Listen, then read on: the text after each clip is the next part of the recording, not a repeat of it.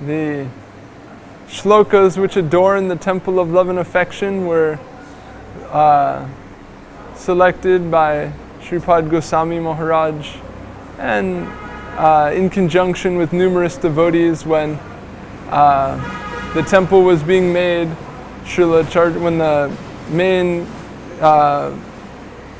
brick construction was finished and they were going to start laying the marble, then Srila Acharya Maharaj asked me to arrange for all the engraving on the temple, so I immediately contacted Goswami Maharaj and said, Maharaj, this is your department, you need to preside over this function. And then I contacted other devotees, and he also contacted other devotees, and numerous persons sent in suggestions. And gradually over the course of maybe 4 to 6 weeks, a list was developed, and as the list grew and then we received other sets of suggestions, when we would see the same verses appearing on everyone's lists, then we would feel confident, yes, this is what is appreciated by all of the devotees, and we're we're clearly representing what the devotees know to be the heart of Srila Govinda Maharaj. And our main criterion in selecting the verses was verses that were prominent in Srila Govinda Maharaj's preaching, verses that he put great emphasis on and used very frequently in his guidance to his disciples, as well as verses that he personally relished, had special affection for, or verses that played special roles in his life or had unique meaning for him, or verses that he'd given particular fine conceptions of. In this way, verses that were specially related with him. And also, because his temple is here beside the temple of union and separation, and about 108 verses adorn this temple, we wanted to avoid using verses that were on both temples, because we felt really these two temples and the collection of verses that represent the hearts of Srila Govinda Maharaj and Srila Sridhar Maharaj are very similar. But there were a few exceptions to this, where we included verses on Srila Govinda Maharaj's temple that are already on Srila Sridhar Maharaj's temple, but for the most part we considered the assembly of verses on this temple as an addition to the collection already present on Srila Sridhar Maharaj's temple, as many of the verses that are on Srila Sridhar Maharaj's temple are verses that Srila Govinda Maharaj had great affection for, verses that Srila Govinda Maharaj placed great emphasis on. And as we know, the verses which adorn Srila Sridhar Maharaj's temple were chosen by Srila Govinda Maharaj himself. So by referring to the existing temple, by receiving suggestions and recommendations from a number of devotees, and through gradually meditating on the ideas, slowly the final selection of verses came together, and then the process of deciding how they would be placed on the temple, how they would be organized, where they would be posted. All of these things happened gradually, and according to the construction of the temple and the size of the verses and many different factors, led to the way it ended up being completed. And in particular, here on the front of the temple, centrally beneath Srila Govinda Maharaj's asan is his pranam mantra, which was composed by Srila Sridhar Maharaj himself. And it is a widely practiced custom to place the pranam mantra beneath the asan of the Acharya. So just as it's there within the temple of union and separation, it's also here in the temple of love and affection. Then we chose for the front of the temple verses that we felt were especially prominent and significant, and wanted that the first impression that visitors and persons who came to see the temple, which verses they would initially see or might be the only verses that they would see, we wanted those to be particularly special and prominent. And Sripad Goswami Maharaj had much inspiration about this, and what I felt was extremely beautiful idea came to him to place here on the front of his temple, to the right and left of him in the very front, his personal most favorite shloka and his most frequently cited and preached sloka. We felt these two shlokas, what he felt to be the dearest shloka to his own heart, and the shloka he placed the greatest emphasis on for his disciples. We felt these two shlokas, they'll be on the front. This was Sripad Goswami Maharaj's idea. So here on our left side of the temple is Trinadapi Sunichena Taroriva Sahishnuna Amanina Manadena Kirtaniya Sadahari. And one who is lower than a blade of grass, meaning more humble than a blade of grass, one who is as tolerant as a tree, as compassionate and nurturing as a tree, who desires honor from no one and has the disposition of readily offering honor to everyone, they're qualified to always chant the holy name of Krishna. They're qualified to chant the holy name purely without offense. As we've heard the commentaries of Srila Govinda Maharaj, Srila Sridhar Maharaj, Srila Bhaktivinoda Thakur, this is the shloka from the Shikshastakam related to Abhideya Tattva and Sadhana. And Mahaprabhu wrote this shloka as the essential most prescription for how to pass through the stage of Namaparad, how to avoid Namaparad. This is the essential most prescription. To perpetually chant the holy name with this mood of humility, tolerance, offering honor to others, and being devoid of any desire for pratishta. And this echoes the Siddhanta about the holy name given by Jiva Goswami that Srila Govinda Maharaj would frequently cite, Namaparad Yuktanam Namantyeva Harantyagam, that the name himself is what will purify us of our offenses to the holy name. So only perpetual continued chanting of the holy name can give us any hope, but that with that particular mood, with those four qualities, what Srila Sridhar Maharaj in his Prapana Jivanamritam describes as these four jewels, or perpetual chanting in a surrendered mood enriched with these four jewels, that will lead to the purifying current of the holy name descending and transforming one's heart. And we know Srila Govinda Maharaj gave so much emphasis on this verse, and as Sripad Goswami Maharaj mentioned about a month ago here on Srila Govinda Maharaj's disappearance day, he once asked Srila Govinda Maharaj, how was it that you came to realize that this verse was the most important verse to preach, that this verse had such a preeminent position in the teachings that are necessary for the conditioned souls of this world? Describing the qualities of the sadhu. When I asked Srila Gurudev once, Maharaj, when did you realize that this Trinadupi Sunichena, this is the way?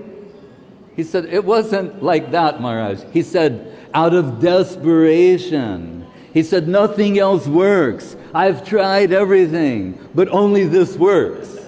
So, because I was saying, oh, one day you had some special realization. He said, no, not like that.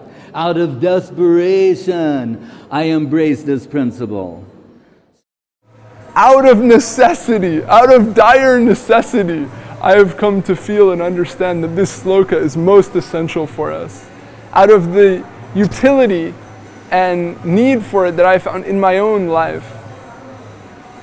And we cannot at this time go through the entire scope of the ways in which Srila Govinda Maharaj discussed and presented the shloka, but one particular one that's very significant and comes to mind is he once remarked that Alexander the Great conquered so far to the east and established a vast kingdom, but eventually that kingdom crumbled and was unable to be maintained under a central authority.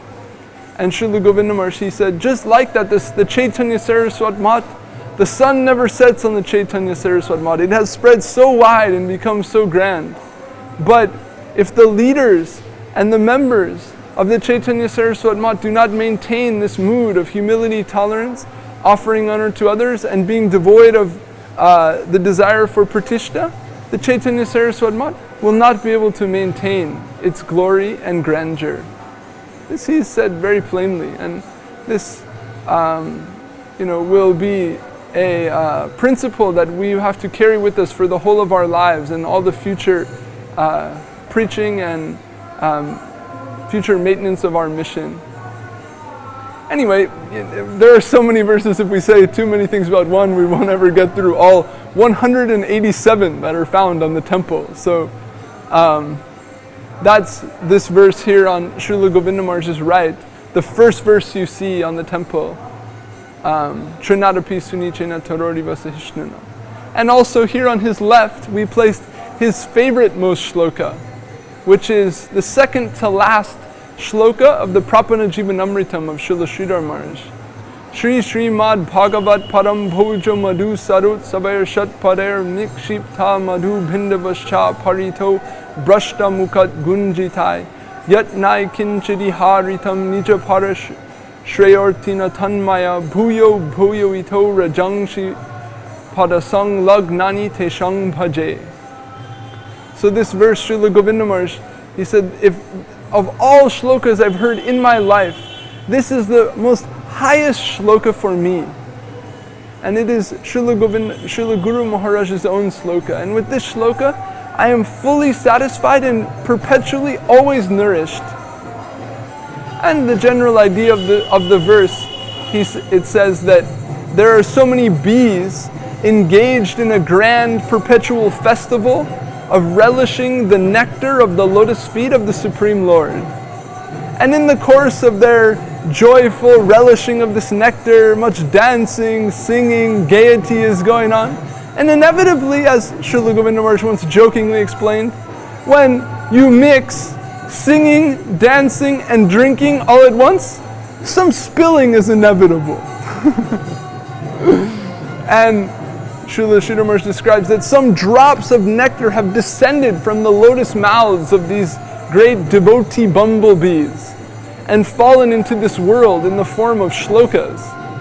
And he says, for his own spiritual prospect, his own spiritual benefit, and also for the benefit of all the souls of this world, he's done his best to collect a few of these falling drops of nectar and assemble them nicely together in one offering plate known as the Prapana Jivanamritam, and presented that to the souls of this world to appreciate and relish this type of nectar. And then he says, so through this activity I perpetually offer my obeisances unto those great souls who perpetually participate in the festival of the lotus feet of the Supreme Lord, and relish what comes to me by their grace, echoing the principles of Jnana Shunya Bhakti, or Sat Mukaritam Bhavadiya Vartam, Jnane Prayasamuda Pasya Namanta Eva Jivanti Sat Mukaritam Bhavadiya Vartam. That whatever knowledge we have, whatever willpower we have, whatever capacity of any sort we have, we abandon, and what descends to us from the lotus mouth of the Vaishnava about the Lord, about devotion, about our spiritual prospect, that we embrace. Our only mode of progress and practice is what descends to us from the heart of Guru and Vaishnava. And that type of surrender, that type of exclusive surrender to the Vaishnava and service to the Lord under the guidance of the Vaishnava, Jai Prayosu Jitati Topyasi Taistrilokyam. That type of devotion has the power to conquer the Lord, who himself is normally unconquerable.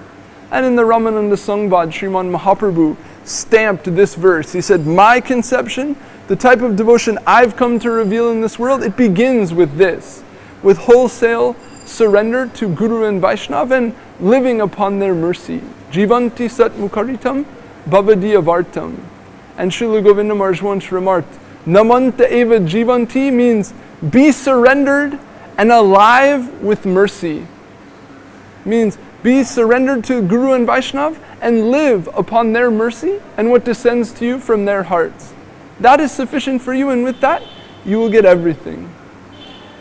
So, through this shloka, through this mood, and through this type of appreciation of the glorification of the Supreme Lord found in Srimad Bhagavatam, found in the writings of our Guru Varga, the devotees in our line are maintaining their lives and relishing the nectar of devotion.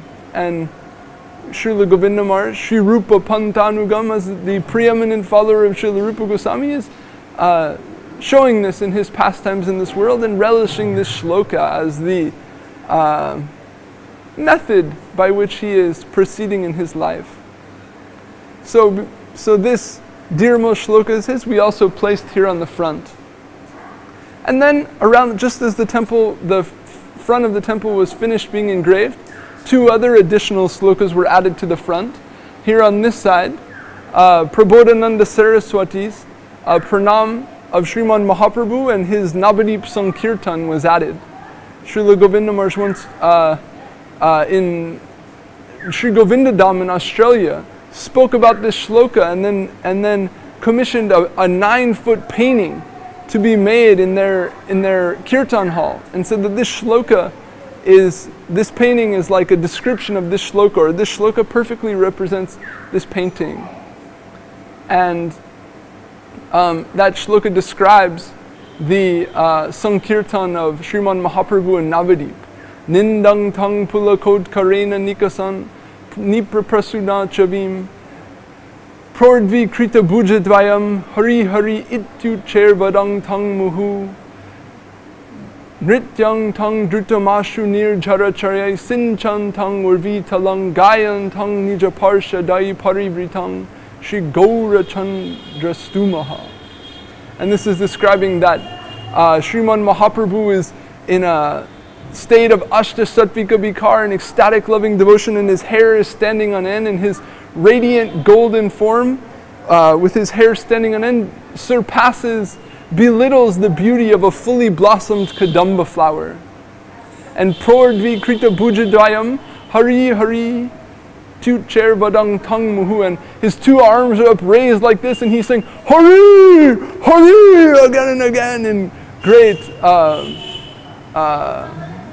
with great enthusiasm. And Nrityang Tang Drutamashu Nir Jara Chayai Sin Chang Tang Talam, with his arms raised, with his hair standing on end, he's dancing in this way, and tears are pouring from his eyes and sprinkling and showering over the surface of the earth. And in this way, surrounded and with his entourage of devotees who are all singing harmoniously in kirtan, that form of Gauranga Mahaprabhu, Prabodhananda Saraswati, offers his obeisances to. So this verse describes the ecstatic, Sankirtan of Mahaprabhu and Navadip, or the Gaura Lila form of the Rasa Lila of Sri Krishna. And Srila Govinda Maharaj had particular attachment for this verse. He had it during his later years. He had this verse written and posted on a dresser or a cabinet right next to his desk on his Calcutta veranda. So when he would sit at his desk, it was literally, at arm's length from here, right next to him. So this shloka was also placed here. It's a very dear verse of Srila Govinda Maharaj, and also by placing it beneath the verse Trinadapi Sunichena, it was intended to indicate that this is the beauty of Mahaprabhu's Sankirtan, and this is the mood of devotion of the devotees within his Sankirtan, or this is the qualification needed to be a true member of Mahaprabhu's Sankirtan party. And also, behind me here, the final verse of these four on the front is the 7th verse of the Shikshastakam. Yugaitam nimeshena chakshusha pravashaitam shunyaitam jagat sarvam govinda virahiname. And this verse was largely came onto the temple at the suggestion of Sripad Janardhan Maharaj, who felt that this phrase of Mahaprabhu, Govinda virahiname, now a moment seems like forever, tears are pouring from my eyes, and this whole world is void in separation from Govinda. This is the mood of Mahaprabhu in separation from the Lord, and there the word Govinda refers to the Lord, and also for us is naturally reminiscent of Srila Govinda Maharaj and the feelings of separation from Srila Govinda Maharaj. So here on his Samadhi Mandir, which can naturally evoke remembrance of his entrance into eternal meditation and Samadhi, then this verse was included to reflect this mood of the devotees of longing and in separation from Srila Govinda Maharaj. Then there are 4 pillars here on the front of the temple, and 4 verses were selected and specially positioned on the front of the temple, feeling that these verses will be the most likely and most frequently read, and thus should be particularly important. On this far left column is Ishara Parama Krishna Satchidananda Vigraha and Adi Adir Govinda Sarva Karana Karanam. And this is one of the few verses, along with Trinadapi Sunichena, that are also on Srila Sridhar Maharaj's temple, the temple of union and separation. But we felt we could not fail to also include them here because they were so directly and intimately related with Srila Govinda Maharaj. So this first verse of the Brahma Samhita was extremely ubiquitous within Srila Govinda Maharaj's preaching, and was very dear to his heart. He would, one particular comment that comes to mind, he would say, what is that form of Govinda being, that Brahma in the beginning of Brahma Samhita is praying to? Because this verse, you could say, primarily it's ontological. It's saying that Lord Govinda is the cause of all causes, the origin of all who has no origin, who's an eternal, conscious, ecstatic personality, who's the Lord of all lords, the supreme controller of all things. But Srila Govinda Maharaj pointed out, he said, that is the pranam of Brajendra Nandan Krishna of Brajadam. That is the pranam of the beautiful, youthful, Gopinath of Vrindavan. So that that notion, that personification of beauty is also the cause of all causes, the origin of all things, the supreme controlling principle. Leads to some of Srila Govinda Maharaj's comments, where he says that the power behind all of the universe, that is a beautiful power, or which is to say, what Srila Govinda Maharaj's special comment was that beauty is power. Not that beauty is a principle finer than power or greater than power, but that true power is beauty. And so in that way he brought together this ontological expression with principles of rasa and ananda. Then, next to this verse is another most favorite verse of Srila Govinda Maharaj. Sarvad Bhuta Chamatkara Lila Kalola Varidi Atulya Madhura Prema Mandita Priya Mandala Tri Jagan Manasakarshi Murali Kalakujita Asamanordva Rupa Shri Visma Pita Charachara. And in the Bhakti Rasamrita Sindhu, Srila Rupa Goswami Prabhu describes 64 qualities of the living entities and says that the Jiva souls have 50 of these qualities, the demigods have 55, Narayan and the Vishnu Tattva forms have 60, Baladev has 62, and Krishna has 64. So there are 4 particular super excellent qualities of Krishna that exist only in the divine abode of Vrindavan. And this verse describes those 4 particular qualities.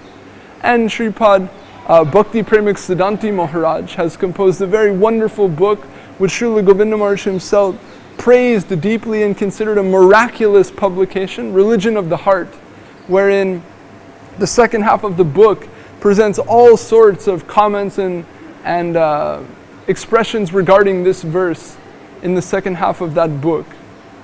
But in gist we can say, Sarvad Bhuta Chamatkara Lila Kalola Varidi, his pastime, the perpetual waves flowing on the ocean of his pastimes are perpetually astonishing and wonderful to all. And Atulya Madhura Prema Mandita Priya Mandula, his pastimes are in the midst of the Braja Gopis and the Braja Gopas and the supremely sweet entourage of devotees found only in Vrindavan. And also referent there is to Parakiya Rasa and the Madhura Rasa Lila of Krishna alone. Tri Jagan Manasakorshi Murali Kalakujita, and only Krishna plays his flute and attracts the hearts of all souls within the universe. And Srila Govinda Maharaj's unique comment about this, stemming from Srila Sridhar Maharaj's revelation of the Gayatri Mantra, when it says Krishna attracts the hearts of all souls in the universe with the playing of his flute.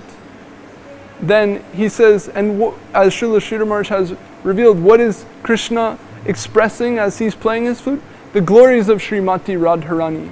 So what is that sound, that all-attractive vibration that's entering the hearts of all souls through the Pranav mantra, through Omkar, through Krishna's all-attractive flute song? It's his own glorification of his supreme devotee.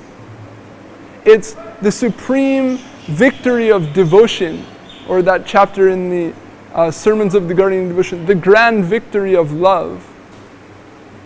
So Srila Govinda Maharaj specifically pointed out that the hidden meaning of this verse is that what is supremely attractive to all souls of this universe is ultimately the glorification and subservience of Srimati Radharani, Radha Dasyam. That is the line of Sriman Mahaprabhu and the Gaudiya Vaishnavas. Just last night we were having a class here discussing the some Bengali writings of Srila Saraswati Thakur, and one famous instance where he says, the devotees of Vishnu are known as Vaishnavas, the devotees of Krishna are known as Karshnas, and the devotees of Srimati Radharani are known as Gaudiyas. And so he said, the general meaning of Gaudiya Vaishnava means a Bengali Vaishnava. The practical, proper meaning means the devotees of Sriman Mahaprabhu. And the inner meaning means the devotees of Rupa Goswami Prabhu, Sarup Damodar, and Radharani. Or the devotees who are under the shelter of Srila Rupa Goswami and Srila Sarup Damodar, meaning Sri Rupa Manjari and Srila Lita Devi, in Parakiya Madhura Rasa. That is the Gaudiya Sampradaya in its highest sense. And that principle is expressed in Srila Govinda Maharaj's comments on this song. Asamanordva Rupa Shri Visma Pita Charachara. And the final, supreme, the 64th super excellent quality of Krishna is himself, his own divine form. Asamanordva Rupa Shri. The beauty of his own form is supremely unparalleled. In this verse, the word Shri means, Srila Govinda Maharaj has commented, Saundarja. As opposed to opulence, here it means, Shri means beauty.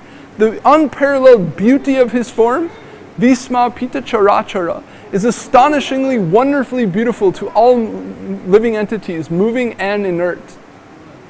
And that's described Sriman Mahaprabhu in an ecstatic trance in the midst of the Sanatan Shiksha, describes a verse of Uddhava that he expressed in separation from Krishna in Srimad Bhagavatam in his confidential talk with Vidura on the banks of the Jamuna, wherein he says, Param Param Bhushana Bhushanangam, or Krishna's divine form is the ornament on his ornaments. We perpetually glorify the peacock feather, the flute, the yellow dhoti, all the wonderful, heart-touching, charming ornamentation of Sri Krishna. But though those ornaments are generally considered to beautify and support his beauty, ultimately, in the finest sense, his form beautifies the ornaments he's wearing. He himself is the supreme origin and fountain of all beauty. And that is his super excellent, supreme quality, his very own nature. So these are Srila Rupa Goswami Prabhu's revelations about the super excellence of the Krishna conception of divinity that Srila Govinda Maharaj relished. Then behind me here, in this third verse, is Srila Govinda, another verse of very, very dear to Srila Govinda Maharaj. Srila Sridhar Maharaj wants to express, oh, this is your shloka. You have some special appreciation for this. I've come to appreciate this shloka more based on your appreciation. And it's cited by Srila Govinda Maharaj in his introduction to Sri Chaitanya Charitamrita. And there it says, Krishna Lila Amrita Sar Tara Shata Shata Dar Dash Dike Vaha Jaha Hoite Se Chaitanya Lila Hoy Sarovara Akoy Manohangsa Charaha Tahate. Saying that Krishna Lila is the supreme nectar. There's no nectar greater than the nectar present in Krishna Lila. Tar Shata Shata Dar. And hundreds and hundreds of streams and rivulets of that nectar of Krishna Lila, Dash Dike Baha Jaha Hoite, are flowing in all 10 directions, inundating the infinite atmosphere from, say, Chaitanya Lila Hoy, from the reservoir of Chaitanya Lila, Sarovara Akoy, that infinite, inexhaustible reservoir of Chaitanya Lila is the origin of Krishna Lila. The origin of this streaming nectar of Krishna Lila is Chaitanya Lila. So then Kaviraj Goswami says, Manohangsa Charaha Tahate. May the swan of your heart come and play or swim about in this reservoir of Chaitanya Lila. Or as Srila Govinda Maharaj explained, may you in your Swarup, in your eternal divine form, forever participate in the divine pastimes of Sriman Mahaprabhu, which are the supreme pastimes within the infinite reality, the origin of even the pastimes of Krishna. And finally, the last verse on the front is from the Ramananda Sangvad. Krishna bhakti rasa bhavitamati kriyatam yadi kutopi labhyate tatra loyamapi mulyamekalam janma sukriter na labhyate. And this verse is Ramananda Rai's praman for his suggestion to Mahaprabhu that prema bhakti is the supreme sadhya of all souls, or the supreme goal and fulfillment of all souls is prema bhakti. And to establish that principle, he quotes this shloka, which says that Krishna bhakti rasa bhavita mati, to have one's heart melted and overflooded with loving devotion for Krishna, kriyatam yadi kutopi labhyate tatra loyamapi mulya mekalam. That's an invaluable, the supreme invaluable wealth of anyone. And it is worthy of being acquired for any price. It's worthy of dying to live, completely forsaking all other prospects, all other conceptions of existence, and wholesale exclusively dedicating oneself to its pursuit. It's that valuable. And regardless of what it costs, regardless of what is necessary to obtain it, one should in full dedicate themselves to its pursuit. Janma sukriter na labhyate. And without this type of literally rag, this is the verse that begins the discussion of raga marg in the Ramananda Sangvad. So without this what's sometimes described as thirst or insatiable hunger, this extreme loving greed, without this type of like inflamed hankering, one cannot obtain the devotion of Brajadam. One cannot obtain the devotion relished by Mahaprabhu and his true followers. And Janma Sukriter na labhyate, not 10 million lifetimes of pious activities, good fortune, good association, etc. can ever give that to you. Only this extreme insatiable desire within the heart can lead to that type of devotion, or what's described as rag. So this sloka was chosen to indicate in an indirect way that Srila Govinda Maharaj ultimately, he's a raga marg guru. He's giving people entrance into that type of elevated form of devotion. But as we know, puja la ragapat gaurava bange mattala sadhujana vishaya range mattala harijana kirtana range. How is he doing that? By engaging them in the joy of Mahaprabhu's Sankirtan, and through the safe, proper, guarded means of approach established by Srila Saraswati Thakur and Srila Guru Maharaj. But Srila Govinda Maharaj once described this verse and said that our process is raga marg hidden inside vidhi marg. So to subtly illustrate this principle in the heart of Srila Govinda Maharaj in a protected way that only persons who spend much time and have proper association will come to understand, this was placed on the front of the temple. So those are the verses that adorn the front. And and also one more here, above the archway is the Mat logo, as we described earlier, where it says Gayatri Muralishta Kirtana Dhanam Radhapadam Dimahi, which we discussed in relation to Srila Rupa Goswami's verse, where it says Gayatri Muralishta Kirtana Dhanam, the wealth, the heartfelt inner expression within the Gayatri, within the flute song of Krishna, is the meditation on the lotus feet of Radharani, the glorification of Srimati Radharani. And also it didn't end up making it on the temple, but we had intention to also include another line from the Gayatri Nigudharta of Srila Sridhar Maharaj that said, Gayatri Gaditam Mahaprabhu Matam Radhapadam Dimahi.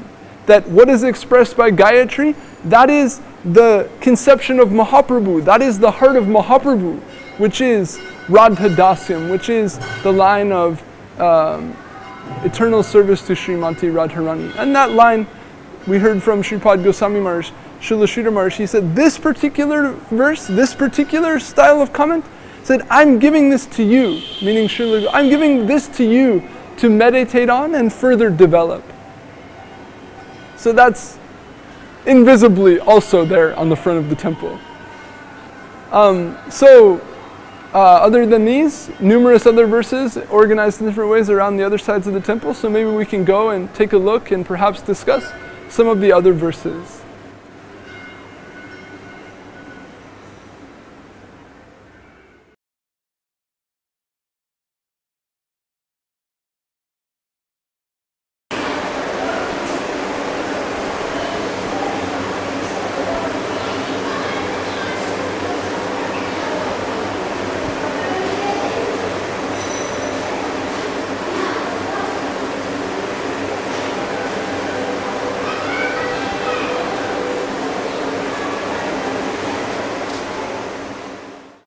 Here on the upper plinth of the temple, and there are 19 pillar faces, as you see, and shlokas on each of these outside pillars. And as you see, as you come here, there are these boxes. There's 7 boxes which are found on the temple, as well as lower panels. So these boxes each have themes. This is called the Kila Rasamrita Murti Shri Krishna. This is called Muralidhar Shri Krishna, and all of these shlokas in this whole section pertain to Krishna, and verses which Srila Govinda Maharaj appreciated in particular relation to Krishna Tattva. Then this box is Bhagavan Sri Chaitanya Dev. This area are shlokas in glorification of Sriman Mahaprabhu and Srimati Radharani. So, Gauranga Sundar, Gandharva, Govinda Sundar, this whole wall is the verses in praise of them. On this outer section are verses regarding Harikatha, Sri Guru and Vaishnava. Then, coming around the corner here, you have a plate called Harikatha, numerous verses about the glorification of Harikatha itself. And then in this lower area, you have verses about Guru and Vaishnava, Sri Nityananda Prabhu. On the outside here are also verses on the theme of Vaishnav Seva and the glories of the Vaishnavas. This box is a box on Sharanagati, Srila Govinda Maharaj's favorite expressions regarding Sharanagati, quotes from Bhaktivinoda Thakur's Sharanagati. Then this plate here is a collection of his own poetry that he's written, the Swarupa Udbodhan poem, the Chawa poem, and other poems. And this box here is on Viraha, or separation, expressions of Mahaprabhu and the great devotees in the mood of separation from the Lord. Then coming around here to the last side, we have Srila Acharya Maharaj's biographical poem of Srila Govinda Maharaj. On the outside we have additional verses. These are verses regarding surrender, as well as the verse that where Srila Govinda Maharaj's phrase, blasting a hole in the mountain of Western ego came. And finally here in this last area are his poem about the 10 offenses to the holy name, and a box about Sri Nam Prabhu and the chanting of the holy name. So now Arati is about to start, the chanting is about to start, and so we come around here at the end, the devotees are here, evening Arati is beginning.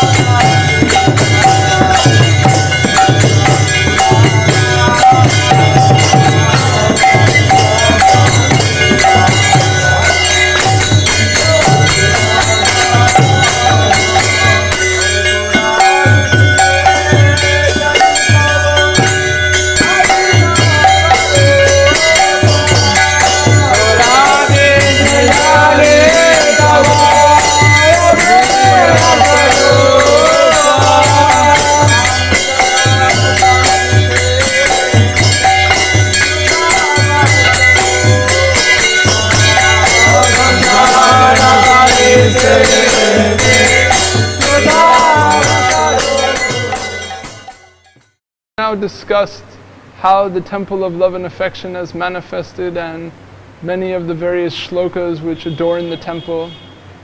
And we consider this great monument, this foremost place of pilgrimage for the worldwide community of devotees of Srila Govinda Maharaj, to be a glorious and most befitting expression of our indebtedness and our appreciation for His divine grace within our lives. And we're so much appreciative of the devotees who've been instrumental in the manifestation of this temple.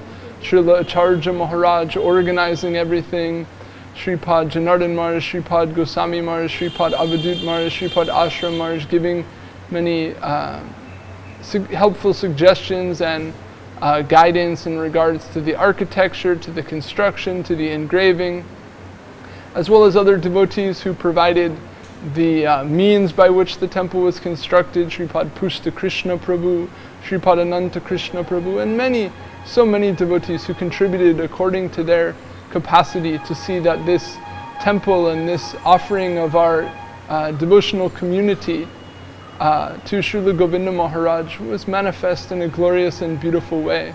And the unanimous appreciation of all the devotees who've come this year and seen the temple has been one of wonder and joy and feeling that yes, the heart of our Gurudev has been befittingly represented here. So this is the foremost pilgrimage place of the disciples of Srila Govinda Maharaj, and beside the temple of union and separation at the lotus feet of Shri Shri Guru Gauranga Gandharva Govinda Sundar on the bank of Govinda Kunda, our beloved Gurudevs are in eternal meditation upon the pastimes and of the Lord, engaged in the eternal service of the Lord, and showing their forms here to us to accept our worship, to continue to guide us in our spiritual lives. And as His disciples, His grace, His desires, His instructions, His devotees are all in our life. They're all that we have. How He's instructed us, what He desires for us, and the devotees who have faith in Him, they're the only life we have in this world. Srila Govinda Maharaj is all in all. The Guru is all in all for the disciple. He's the life, He's the soul, He's the ornament, He's the object of worship, He's the object of service, He's the befitting recipient of all prayers, everything. And apart from Him, the disciple has no aspiration to approach the Lord or approach others independent of His guidance and sanction. So what will give vitality to our spiritual life? What enables us to go on? That we have the opportunity to fulfill His desires, that we have the opportunity to show ourselves to be true and chaste to His instructions, and that we have the opportunity to serve His beloved devotees, that we have the desire to continue the services that He Himself, in His melted-hearted affection for us all, wanted to do and did throughout His life. And so under the guidance of Srila Acharya Maharaj and our Acharyas, Srila Janardhan Maharaj, Sripad Goswami Maharaj, Sripad Ashram Maharaj, Sripad Avadut Maharaj, the other sannyasis and seniors within our mission, we have the invaluable opportunity to continue our spiritual life and fulfill the essential most test in the life of a disciple, to remain chaste and true to the heart's desires of his Gurudev. So through the nourishment provided by the beautiful site of this temple, and through the numerous slokas and scriptural teachings and revelations of the beauty and nature of devotion and the Lord and the devotees, we have all nourishment, all ample ingredients to continue in our spiritual lives and proceed gloriously in the search for Sri Krishna and understand what our gurus are always telling us to be reality the beautiful.